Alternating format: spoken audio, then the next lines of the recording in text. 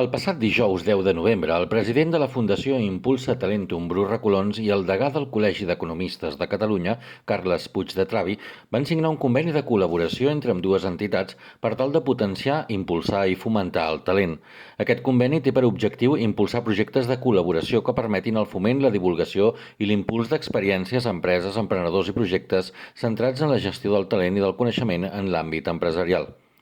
El Col·legi d'Economistes de Catalunya és una institució centenària que treballa d'una forma transversal. El seu degà, Carles Puig de Travi, explicava durant la signatura del conveni que els economistes estan presents en tots els àmbits, des del turisme a la sostenibilitat, des de la cultura a la salut, i que precisament la innovació, la gestió del talent i la transferència del coneixement són elements troncals d'interès pel col·legi. El Col·legi d'Economistes és un col·legi molt obert, però sobretot és obert al coneixement.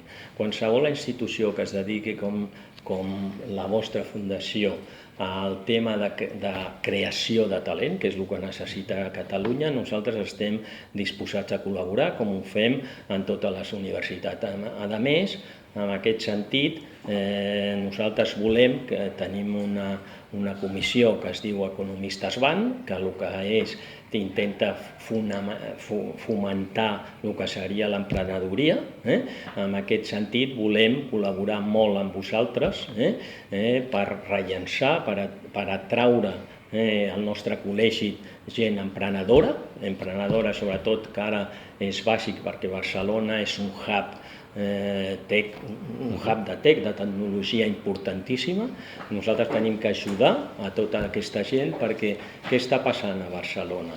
Doncs està passant, com en molts casos, que igual generem talent, però després no sabem com traslladar aquest talent al món de l'economia. Això és el que tenim que fer i comptem sobretot amb vosaltres.